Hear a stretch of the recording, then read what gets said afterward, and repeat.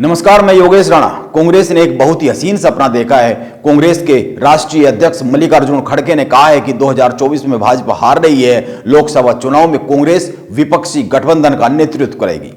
यह एक बहुत ही हसीन सपना है, लेकिन इस सपने से बाहर की दुनिया में भी देखने की जरूरत है, कुछ आंकड़ों को भी खंगालने की जरूरत है, वास्तविकता के पास भी जाने की जरूरत है। आइए देखते हैं 2024 की लड़ाई में पूरे देश में 3 समीकरण बहुत ही साफ साफ दिखते हैं। एक वो प्रदेश जहां पर भाजपा और कांग्रेस के बीच में सीधी लड़ाई है, जैसे मध्य प्रदेश, राजस्थान, छत्तीसगढ़, हिमाचल प्रदेश, उत्तराखंड, कर्नाटक और भी कई सारे प्रदेश। और इन प्रदेशों को लेकर मोटे तौर पर समझे तो इन प्रदेशों में लोकसभा की करीब 100 सीटें आती है, जिनमें से 93 सीटों के समीकरण भाजपा के हाथ में है। इन पर अभी भाजपा आगे है, बढ़त में है। यह मौजूदा स्थिति है। पिछले चुनाव के आंकड़े उठाकर देखें तो, यानी जहां पर कांग्रेस की भाजपा से सीधी लड़ाई है, कांग्रेस वहीं पर भाजपा से हार रही है।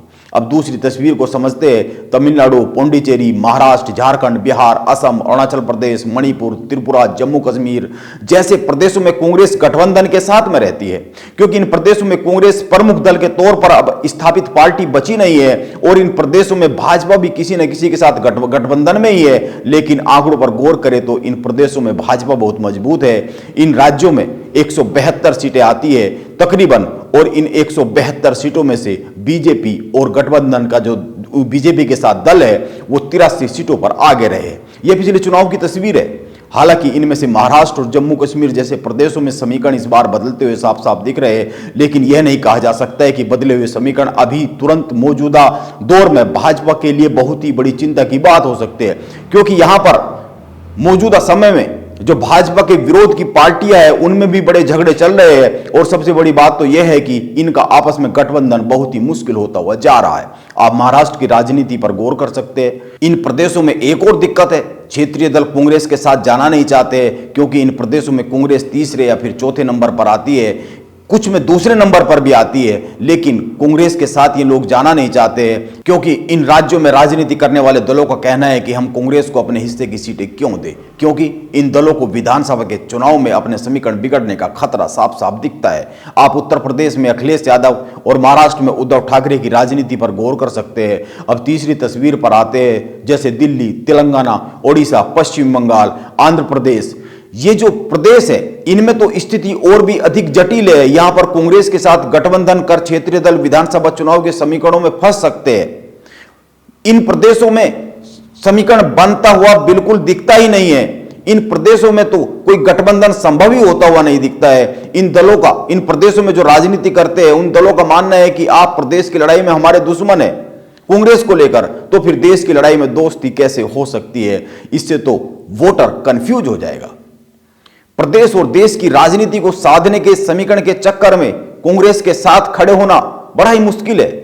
अब कुछ और प्रदेशों को लेकर आगे बढ़े तो आप उत्तर प्रदेश को देख सकते हैं। उत्तर प्रदेश में सबसे ज्यादा सीटें हैं अगर लोकसभा चुनाव की बात करें तो, और कांग्रेस यहां पर त्रिकोणीय लड़ाई में आती भी नहीं है।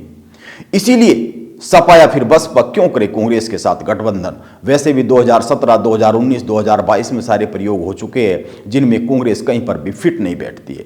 यह एक मोटी मोटी सी तस्वीर है कुछ प्रमुख राज्यों की। इसीलिए अंत में 2 बातों पर गौर किया जा सकता है।